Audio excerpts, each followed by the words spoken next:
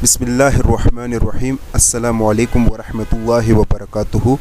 Hello and welcome back friends, I hope all of you are well and fine. तो आज इस video lecture में हम एक और कल्चर सेंसिटिविटी से एक और टेस्ट पढ़ेंगे, यानी जो कि माइक्रोबायोलॉजी का सेक्शन है। ठीक है, माइक्रोबायोलॉजी टेस्ट का सेक्शन है। तो उसमें हम कल्चर से रिलेटेड एक और टेस्ट पढ़ेंगे जिसका नाम है stool culture and sensitivity test. ठीक है, तो मेरा नाम है मोहम्मद कामिल ख़ान और आप देख रहे हैं मेरा यूट्यूब चैनल कामी माइक्रोबायोलॉजिस्ट। तो चलिए जी वीडियो को स्टार्ट करते हैं।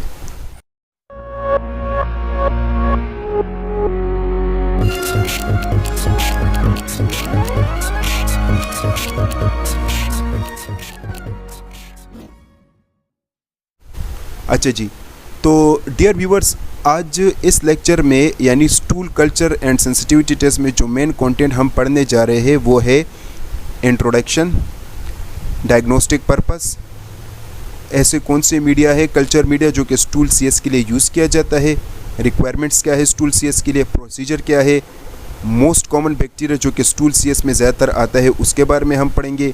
एंटीबायोटिक प्रोफाइलिंग देखेंगे कि अगर स्टूल सीएस में जो बैक्टीरिया आ गया तो इसके लिए कॉमन एंटीबायोटिक्स कौन से है। इसके बाद फिर हम देखेंगे बायोकेमिकल टेस्ट, फिर हम देखेंगे प्रिकॉशन और फिर लिमिटेशन। ठीक है, तो ये सब इसी वीडियो में एक्सप्लेन करूँगा इंशाल्लाह। तो आपने वीडियो को बिल्कुल स्किप नहीं करना ताकि ये वीडियो के बारे में आपको मुकम्मल इन्फॉर्मेशन मिल सके। सबसे पहले हम इंट्रोडक्शन पढ़ते हैं। तो स्टूल कल्चर सेंसिटिविटी क्या है, वही बात जो कि मैंने और कल्चर सेंसिटिविटी टेस्ट में आपको बताया था कि ये आपके पास माइक्रोबायोलॉजी का एक टेस्ट है, या हम कहते हैं कि कल्चर से रिलेटेड एक टेस्ट है जिसमें हम माइक्रो ऑर्गेनिज़म्स को आइडेंटिफाई करते हैं, यानी जिसमें हम उन ऑर्गेनिज़म यानी वो माइक्रो ऑर्गेनिज़म आइसोलेट करते हैं स्टूल से जो कि इंटेस्टाइनल इन्फेक्शन काज करता है, यानी एब्डोमेन में इन्फेक्शन काज करता है। ठीक है, और इस टेस्ट में इसके अलावा हम फिर ऐसे एंटीबायोटिक का भी पता लगाते हैं, ऐसे एंटीबायोटिक भी फिर देते हैं जो कि इफ़ेक्टिव होता है against this bacteria, in bacteria के ख़िलाफ़। ठीक है, और ताकि उससे उस शख्स यानी जो पेशेंट है उससे जो इन्फेक्शन हुआ है इलाज हो सके उसका। ठीक है, अच्छा जी, अब हम बात करते हैं पर्पस के। इस टेस्ट को करने का मकसद क्या होता है, डॉक्टर क्यों ज़्यादातर इस टेस्ट को रिकमेंड करता है। अच्छा, डॉक्टर ये टेस्ट इसलिए रिकमेंड करता है ताकि बैक्टीरिया का पता चल जाए। ठीक है, बैक्टीरिया में जैसे कि आपको पता है कि विब्रियो कॉलरा, तो अगर पेशेंट को कॉलरा है तो विब्रियो कॉलरा को आइडेंटिफिकेशन के लिए डॉक्टर ये टेस्ट रिकमेंड करता है। कोलेस्ट्रीडियम डिफिशियल को मालूम करने के लिए ये टेस्ट किया जाता है। सल्मोनेला जो कि सल्मोनेलोसिस के लिए किया जाता है। इसके अलावा शेगेला जो कि शेगेलोसिस काज करता है। ठीक है, वायरसेस को फाइंड आउट करने के लिए ये टेस्ट किया जाता है जिसमें आपके पास रोटा वायरस, नोरो वायरस आता है। ठीक है, इसके अलावा कुछ पैरासाइट्स होते हैं जो कि ज़्यादातर स्टूल आरी में हम पैरासाइट को ढूंढते हैं, जिस तरह आपके पास जाड़िया आ गया, आपके पास एचनाना आ गया, आपके पास इसमें और भी बहुत से पैरासाइट होते हैं। ठीक है, अच्छा जी, तो इस मकसद के लिए डॉक्टर ये टेस्ट रिकमेंड करता है। इसके अलावा ये टेस्ट इसलिए भी रिकमेंड करता है डॉक्टर जब पेशेंट को डायरिया, डिहाइड्रेशन और इलेक्ट्रोलाइट इम्बैलेंस अगर उसका हो, उसको वॉमिटिंग आता हो, नाजिया हो, उसको प्रोलॉन्ग एब्डोमिनल पेन और मरोड़ जैसा दर्द हो उसके पेट में। ठीक है, और उसको फीवर हो, तो इस किस्म के अगर साइन एंड सिम्टम आते हैं और अगर पेशेंट मेडिसिन जो कॉमन मेडिसिन है इन साइन एंड सिम्टम के लिए वो भी यूज़ कर रहा है लेकिन उसके बावजूद भी वो काम नहीं कर रहा, तो इसलिए भी ये टेस्ट ज़्यादातर रिकमेंड किया जाता है। इसके अलावा ये टेस्ट उसलिए भी रिकमेंड किया जाता है कि अगर पेशेंट राइस वाटर स्टूल यानी जो कि लूज फॉर्म में होता है, या अगर वो स्टूल पास करे और उस स्टूल में म्यूकस और ब्लड हो, तो इस मकसद के लिए भी इस टेस्ट को किया जाता है।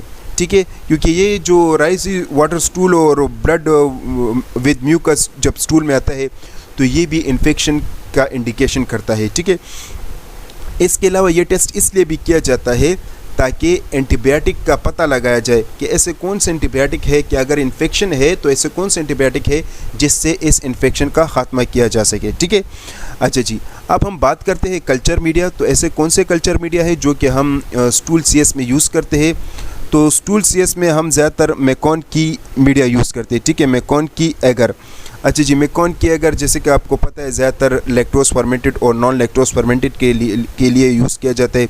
इस पर इकोलाई जो कि लैक्टोज फर्मेंटेड है और सल्मोनेला बड़े अच्छी तरीके से, क्योंकि सल्मोनेला भी इसमें ज़्यादा रहता है। इकोलाई और सल्मोनेला मोस्ट कॉमन बैक्टीरिया है, ठीक है। अच्छा जी, आगे स्लाइड में मैं आपको बताऊँगा। तो इकोलाई और सल्मोनेला के लिए मेकॉन की एगर इसलिए रिकमेंड किया जाता है, तो इसमें इकोलाई और सल्मोनेला ग्रो होते हैं, तो इस वजह से मेकॉन की एगर फर्स्ट मीडिया, तो ये आपने यूज़ करना है। XLD और XLT4 जो कि एक मोस्ट कॉमन और सेलेक्टिव मीडिया है सल्मोनेला के लिए, ठीक है। इसके अलावा हम कैम्पाइलोबैक्टर ब्लड एगर का इस्तेमाल करते हैं, जैसे कि नाम से ज़ाहिर है, जस्ट फॉर कैम्पाइलोबैक्टर के आइसोलेशन के लिए। इसके अलावा हम TCBS thiosulfate citrate bile salt sucrose agar ये भी हम यूज़ करते हैं। तो ये जो है ज़्यादातर एंटेरिक बैक्टीरिया के लिए यूज़ किया जाता है, ठीक है। और ये आपके पास ज़्यादातर विब्रियो के लिए भी यूज़ किया जाता है, कोलेस्ट्रीडियम वगैरह के लिए भी यूज़ किया जाता है। इसके अलावा हेक्टोन एंटेरिक एगर ये भी विब्रियो के लिए ज़्यादातर यूज़ किया जाता है, ठीक है। और जैसे कि नाम से ज़ाहिर है एंटेरिक, तो एंटेरिक फीवर के लिए इसको ज़्यादातर यूज़ किया जाता है। इसके अलावा सल्मोनेला शिगेला एगर, तो शिगेला जो है वो भी यानी इन्फेक्शन काज करते हैं स्टूल से। सल्मोनेला भी, सल्मोनेला शिगेला को भी आइसोलेट किया जाता है, तो इस मकसद के लिए भी सल्मोनेला शिगेला एगर को हम यूज़ करते हैं स्टूल आरी में। इसके अलावा कोलेस्ट्रीडियम डिफिशियल, तो कोलेस्ट्रीडियम डिफिशियल सेलेक्टिव एगर हमारे पास एक ऐसा मीडिया होता है जिस पर सिर्फ और सिर्फ कोलेस्ट्रीडियम डिफिशियल ही ग्रो करता है, ठीक है। तो ये थे आपके पास कल्चर मीडिया जो कि हम ज़्यादातर यूज़ करते हैं स्टूल सीएस में, ठीक है। अब अगर हम बात करें रिक्वायरमेंट्स की, जब स्टूल सीएस आप करेंगे तो आपको किन चीज़ों की रिक्वायरमेंट होती है, तो हमें इथेनॉल चाहिए ताकि वर्किंग एरिया जो है वो साफ़ हो जाए, ठीक है। टॉप बेंच जब हम यूज़ करते हैं बिफोर एंड आफ्टर वर्किंग। अच्छा जी, इसके अलावा वायर लूप की ज़रूरत होती है, पर्सनल प्रोटेक्टिव इक्विपमेंट की ज़रूरत होती है हमें। ये हमारे पास इंक्यूबेटर है। इंक्यूबेटर इसलिए चाहिए ताकि बैक्टीरिया जब प्लेट वगैरह या उसको इंक्यूबेट करेंगे तो फिर आपके पास ग्रोथ आएगा, ठीक है। ये 37 डिग्री सेल्सियस आपको प्रोवाइड करता है। अच्छा जी, इसके अलावा हमें स्पिरिट लैम्प चाहिए, हमें एंटीबायोटिक डिस्क चाहिए, और इसके अलावा हमें स्टूल बाटल, ये स्टूल कल्चर बाटल है। अच्छा, ये बिल्कुल स्टरलाइज होता है, पैक फॉर्म में होता है, इसलिए आपने कोई दूसरा बाटल नहीं यूज़ करना। अगर दूसरा बाटल आपने यूज़ कर लिया तो ज़ाहिर है उसमें वो एनवायरनमेंट के लिए एक्सपोज होगा, तो उसमें दूसरे बैक्टीरिया आ सकते हैं। तो लिहाजा ये पैक फॉर्म में होता है, तो इस तरह का बाटल आपने यूज़ करना है, ठीक है, पैक वाला। अगर ये पैक हो, डिस्पोजेबल हो तो ठीक है। अच्छा, इसके अलावा हमें LFH चाहिए, ये हमें क्लीन इन्वायरमेंट प्रोवाइड करता है जिसकी वजह से कंटेमिनेशन नहीं होता है, क्योंकि इसमें एक UV लाइट भी होता है जो कि बिफोर एंड आफ्टर हम क्या करते हैं, लगाते हैं अपने एक्सपेरिमेंट के लिए, ताकि हमें एक क्लीन इन्वायरमेंट प्रोवाइड हो जाए। इसका ये मतलब नहीं कि आपने UV लाइट लगाया हो और आप उस दौरान काम करें, नहीं, ठीक है। UV लाइट चूँकि कार्सिनोजेनिक है, कैंसर काज करता है, तो जब UV लाइट लगा हो तो इससे दूर रहे। ये जो इसका लिड है ना, ये आपने क्लोज़ करना है UV लाइट के दौरान, ठीक है। अच्छा जी, इसके अलावा आपको ऑटोक्लेव चाहिए। तो ये थे तमाम तर रिक्वायरमेंट जो कि हमें चाहिए स्टूल सीएस के लिए। अब हम बात करें प्रोसीजर, तो प्रोसीजर कुछ हुए कि सबसे पहले आपने पेशेंट का स्टूल कलेक्ट करना होगा स्टूल कल्चर बाटल में, ठीक है, जो कि स्टेराइल स्टूल कल्चर बाटल है। फिर आपने एक बार लेबॉर्ट्री में इसको ले जाना होगा और विद इन 1 to 2 आवर आपने इसको प्रोसेस करना होगा। अच्छा, अब ये लेबॉर्ट्री में सैंपल आ गए, फिर आपने क्या करना है, वायर लूप के लेना है, उसको रेड हॉट स्टरलाइज करना है स्पिरिट लैम्प के ज़रिए। फिर आपने क्या करना है, इसको कूल डाउन करना है, और फिर आपने इसको, यहाँ पर गलती से यूरिन लिखा है लेकिन आप यहाँ पर आपने स्टूल लिखने, ठीक है।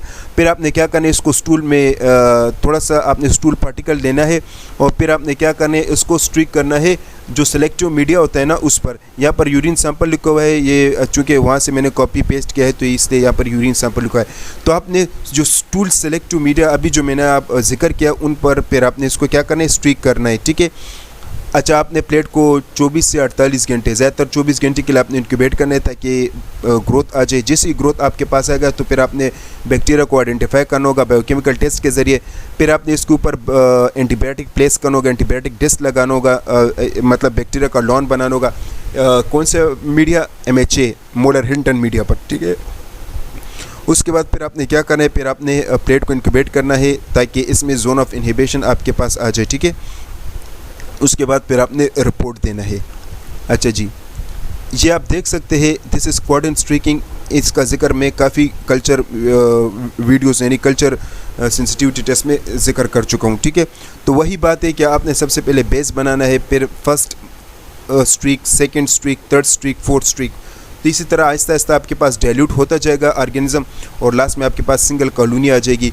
उस सिंगल कॉलोनी से फिर आप मज़ीद बायोकेमिकल टेस्ट करेंगे जिससे आपके पास बैक्टीरिया। अच्छा, अब अगर हम बात करें बैक्टीरिया के स्टूल में मोस्ट कॉमन कौन से बैक्टीरिया होता है, तो फर्स्ट हमारे पास है इकोलाई जो कि 40 से 50% स्टूल में आता है।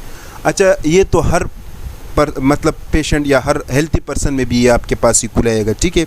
तो इकोलाई बहुत कॉमन है स्टूल में, लेकिन ये याद रखिएगा ये नॉर्मल फ्लोरा है। अच्छा, ये 40 से 50% आता है। और हाँ, ऐसा ना हो कि आप रिपोर्ट में इकोलाई दे दें, ठीक है। इकोलाई से ज़्यादातर इन्फेक्शन नहीं होता, लेकिन हाँ इसमें एक स्ट्रेन है इकोलाई 0157, इससे GIT इन्फेक्शन हो सकता है। अगर वो आ जाए तो फिर आपने दे देना है, ठीक है, अदरवाइज़ ना दे। अच्छा, इसके अलावा इसमें सल्मोनेला 5 से 10% आता है और सल्मोनेला उस वक्त आएगा जब ज़्यादातर लोग ये पोल्ट्री फूड इस्तेमाल करते हैं जिसमें एग्स, चिकन वगैरह आता है, ठीक है। तो उसकी वजह से फूड बॉर्न इन्फेक्शन होता है या इलनेस होता है, तो उस वक्त फिर स्टूल में सल्मोनेला आता है, ये सल्मोनेलोसिस काज करता है। कोलेस्ट्रीडियम डिफिशियल ये आपके पास 5 से 10% आता है। इसके अलावा शेगेला जो है ये भी 5 से 10% आता है, ये शेगेलोसिस का करता है और ये डायसेंट्री के केस में आएगा। और ये उस वक्त आएगा कि जब कंटेमिनेटेड वाटर फूड या जब कंटेमिनेटेड पर्सन से डायरेक्ट टू डायरेक्ट कांटेक्ट हो जाए, तो तब उस केस में स्टूल में शेगेला आता है। कैम्पेलोबैक्टर 5 से 10% आता है और ये भी ज़्यादातर उन कंडीशंस में आता है कि जब पोल्ट्री फूड जैसे कि चिकन वगैरह वो आप सही तरीके से उनको पका ना ले और उसको इस्तेमाल यानी खुराक में उसको इस्तेमाल किया जाए, तो उस वक्त फिर कैम्पेलोबैक्टर के चांसेस होते हैं। विब्रियो कॉलरा बहुत कम आता है, मतलब सर से आते ही नहीं है। हम ये कह सकते हैं कि 1% इसके आने के चांसेस होते हैं, लेकिन ये उस वक्त इसका रेशियो थोड़ा बहुत बढ़ जाता है कि जब पेंडेमिक या एंडेमिक इशू हो, ठीक है। अच्छा जी, अब हम बात करते हैं बायोकेमिकल टेस्ट। तो ऐसे कौन से बायोकेमिकल टेस्ट है जो कि हम स्टूल के लिए करते हैं। अच्छा जी, तो सबसे पहला हमारे पास है एंडोल टेस्ट। एंडोल टेस्ट हम इकोलाई के आइडेंटिफिकेशन के लिए करते हैं। H2S टेस्ट ये हाइड्रोजन सल्फाइड टेस्ट होता है, ठीक है। ये हम सल्मोनेला और शेगेला को फाइंड आउट करने के लिए करते हैं। TSI टेस्ट भी सल्मोनेला और शेगेला के लिए टेस्ट ज़्यादातर करते हैं क्योंकि ये बैक्टीरिया इसमें ज़्यादातर होता है। ऑक्सीडेज टेस्ट भी हम ज़्यादातर कैम्पेलोबैक्टर और विब्रियो के लिए करता है, ठीक है। इसके अलावा सोल्ट टॉलरेंस टेस्ट, ये जो साल्ट टॉलरेंस टेस्ट है ना, ये विब्रियो के लिए ज़्यादातर किया जाता है। तो ये बायोकेमिकल टेस्ट आपने लाजमी करने हैं अगर स्टूल में किसी किस्म का भी बैक्टीरिया आ जाए, ठीक है। इन टेस्ट के करने से आपको ये जो पीछे स्लाइड में मैंने आपको बैक्टीरिया बताया, ये इन बैक्टीरिया को पता चल जाएगा, ठीक है। अब हम बात करते हैं एंटीबायोटिक प्रोफाइलिंग। तो एंटीबायोटिक प्रोफाइलिंग जैसे कि मैंने आपको पहले भी बताया था कि एंटीबायोटिक प्रोफाइलिंग हमारे पास बहुत ज़्यादा है। जो कॉमन एंटीबायोटिक हम इस्तेमाल करते हुए सेफेक्साइन, सेफिपाइम, ये सेफ्लोस्पोरिन के एंटीबायोटिक्स है और ये उस वक्त इस्तेमाल करना चाहिए जब बैक्टीरिया रेजिस्टेंस हो या bacteria penicillin group of antibiotic से रेजिस्टेंट हो, ठीक है। लियोफ्लॉक्सासिन, मॉक्सीफ्लॉक्सासिन ये फ्लोरोक्विनोलोन्स के एंटीबायोटिक्स है और इसको भी ग्राम नेगेटिव एंटीबायोटिक्स के लिए gram negative bacteria gram positive के लिए यूज़ करना चाहिए, ठीक है। चूँकि ग्राम पॉजिटिव इसमें होता नहीं है तो ग्राम नेगेटिव बैक्टीरिया के लिए ये यूज़ किया जाता है। इसके अलावा फास्फोमाइसिन ग्राम नेगेटिव इकोलाई के लिए यूज़ किया जाता है। इसके अलावा हमारे पास एमिकासिन, टोप्रोमाइसिन ये अमाइनोग्लाइकोसाइड के एंटीबायोटिक्स होते हैं और इसको भी मतलब ग्राम नेगेटिव रेजिस्टेंट जो स्ट्रेन होते हैं उसके लिए यूज़ किया जाता है। इसके अलावा इमेपिलम, मेरोपिलम ये कार्बापेनिम्स के एंटीबायोटिक्स होते हैं और ये जो है ये भी ज़्यादातर जो MDR केसेस होते हैं, MDR बैक्टीरिया, उसमें इसको यूज़ किया जाता है।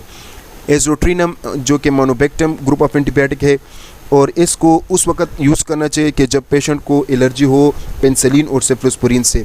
इसके अलावा हमारे पास पोलीमेक्सिन बी, पोलीमेक्सिन ई जिसको हम कहते हैं कोलिसिस्टीन, तो ये पोलीमेक्सिन ग्रुप ऑफ एंटीबायोटिक है और इसको MDR के केस में यूज़ करना चाहिए, लेकिन अगर पेशेंट को नेफ्रोटॉक्सिसिटी हो तो उस केस में नहीं यूज़ करना, ठीक है।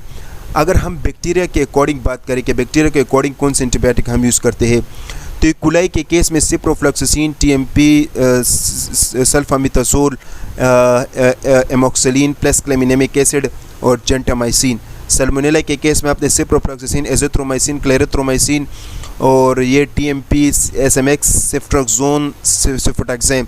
शेगेला के केस में आपने सिप्रोफ्लॉक्सासिन, एजिथ्रोमाइसिन, क्लेरिथ्रोमाइसिन, TMP और SMX। कैम्पाइलोबैक्टर अगर आ जाए तो फिर आपने सिप्रोफ्लॉक्सासिन और एजिथ्रोमाइसिन का यूज़ करना है। विब्रो कॉलरा अगर आ जाए तो आपने डॉक्सीसाइक्लिन और एजिथ्रोमाइसिन का यूज़ करना है और साथ में क्लेथ्रोमाइसिन। अगर कोलेस्ट्रीडियम आ जाए तो आपने विनकोमाइसिन, फिडोक्सीमाइसिन, मेट्रोनिडाजोल का यूज़ करना है। अच्छा, अगर ये एंटीबायोटिक आप देख लेना तो जैसे कि ज़्यादा से ज़्यादा साल्मोनेला में 6 है, ठीक है, और कम से कम आपके पास कैम्पाइलोबैक्टर में 2 है। अच्छा, इसका ये मतलब नहीं है कि अगर ये बैक्टीरिया आएगा तो इसी तरह आपने 2 या 6 एंटीबायोटिक लगाने, नहीं, तकरीबन एक बैक्टीरिया के लिए आपने 10 एंटीबायोटिक, कम से कम 10 एंटीबायोटिक लाजमी लगाना है। इससे क्या होगा, आपके रिपोर्ट थोड़े से बेहतर और वैल्यूएबल और अच्छा लगेगा, ठीक है। तो आपने सीएस के रिपोर्ट को बेहतरीन बनाने के लिए एंटीबायोटिक्स थोड़े से ज़्यादा लगाना होगा। अगर लेट सपोज आपके पास सल्मोनेला है, आपने 6 एंटीबायोटिक, जैसे कि यहाँ पर 6 एंटीबायोटिक का जिक्र है, तो फिर आपने क्या करना है, ये एंटीबायोटिक, ये जो एंटीबायोटिक हमने अभी एक्सप्लेन किया, इसमें से 4 एंटीबायोटिक आप मज़ीद और लगा ले तो आपके पास पूरे हो जाएंगे 10, ठीक है। इसी तरह शिगेला, ये आपके पास 5 है तो 5 इसमें से आप लगा ले, ठीक है। इसी तरह आपके पास कैम्पाइलोबैक्टर है 2 है तो 8 इसमें से लगा ले। इसके बाद अगर आपके पास विब्रो कॉलरा है 3 है तो आप इसमें से कुछ एंटीबायोटिक्स लगा ले, ठीक है। तो इसी तरीके से आपने 10 एंटीबायोटिक बराबर करने होंगे, ठीक है। तो इससे आपका रिपोर्ट थोड़ा सा बेहतर लगेगा। प्रिकॉशन और लिमिटेशन की अगर हम बात करें तो स्टूल के लिए हमेशा आपने मॉर्निंग टाइम, यानी स्टूल सैंपल हमेशा मॉर्निंग टाइम के लिए लेना होगा, या उस वक्त लेना होगा कि जब पेशेंट को तकलीफ़ हो, जैसे कि साइन सिम्पटम मैंने आपको डायग्नोस्टिक में बताया, ठीक है, उस वक्त सैंपल कलेक्ट करना होगा। इसके अलावा स्टूल सैंपल के लिए आपने हमेशा स्टरलाइज बॉटल का यूज़ करना होगा। बिफोर एंड आफ्टर जब आप सीएस करते हो तो वर्किंग एरिया जो टॉप बेंच होते हैं उसको आपने इथेनॉल से साफ़ करना है। सैंपल को 1-2 घंटे के अंदर अंदर आपने प्रोसेस करना है, वरना आप इसको रेफ्रिजरेटर में रख ले ताकि इसमें जो बैक्टीरिया का ग्रोथ है वो स्लो डाउन हो जाए। इसके अलावा सैंपल को लेबल करना है। इसके अलावा आपने इस क्वालिटी कंट्रोल लगाना है, और इस क्वालिटी कंट्रोल मतलब पॉजिटिव एक सैंपल लगाना है, एक नेगेटिव सैंपल लगाना है, जिससे आपके कल्चर मीडिया और हैंडलिंग का पता चल जाता है। इसके अलावा आपने ग्राम स्टेनिंग बायोकेमिकल टेस्ट करने हैं ताकि बैक्टीरिया का करेक्ट बैक्टीरिया आपको पता चल जाए, ठीक है। अच्छा, इसके अलावा आपने ये जो एंटीबायोटिक आप यूज़ कर रहे हैं तो प्रॉपर CLSI के गाइडलाइन आपने मतलब फॉलो करना होगा। उस CLSI गाइडलाइन के मुताबिक आपने जो एंटीबायोटिक्स है ना उसका सेंसिटिविटी और रेजिस्टेंस आपने चेक करना होगा। अच्छा जी, स्ट्रीकिंग से पहले स्ट्रीकिंग से पहले ज़रूरी ये भी है कि आप पैरासाइट देख लें स्टूल में। बाज़ औक़ात पेशेंट को शिकायत होता है, यानी कंप्लेन होता है, लेकिन वो ऐसा नहीं है कि वहाँ पर कोई बैक्टीरिया आ जाए। हाँ, ऐसा हो सकता है कि जो पैरासाइट होता है तो पैरासाइट की वजह से भी यानी पेशेंट को साइन एंड सिम्पटम हो सकते हैं, इन्फेक्शन यानी जो एब्डोमिनल पेन वगैरह, ये पैरासाइट वगैरह भी हो सकते हैं, ठीक है। अच्छा जी, तो इसलिए स्टूल आरी करना भी ज़रूरी होता है। इसके बाद पेशेंट को आपने गाइड करना है कि आपने 1 हफ्ते एंटीबायोटिक नहीं लेना, इससे आपके पास रिपोर्ट अच्छा आएगा। अगर एंटीबायोटिक यूज़ करते हैं तो इसकी वजह से रिपोर्ट ठीक नहीं आता, ठीक है। बहुत स्लो ग्रोथ आता है, बहुत स्लो बैक्टीरिया आता है, जिसकी वजह से रिपोर्ट में गड़बड़ आ सकता है। और आपने कंटेमिनेशन को अवॉइड करना होगा। इसमें जैसे कि मैंने अभी आपको बताया कि कुलाई को इग्नोर करना होगा। फंजाई वगैरह तब आता है जब बच्चे ये डायपर पहनते हैं ना, तो उस कंडीशन में आते हैं, तो लिहाजा आपने ये इग्नोर करना है, ठीक है। इसके अलावा आपने पेशेंट का हिस्ट्री देखना है, कितने दिनों से इसको ये बीमारी है। एज भी आपने देखना है कि कितना एज है। बाज़-औक़ात जैसे कि अभी मैंने आपको बताया, अगर छोटा सा बच्चा है डायपर यूज़ करता है, उसमें फंजाई आ गया तो ये इग्नोर करना है, ठीक है, ये कोई इन्फेक्शन नहीं है।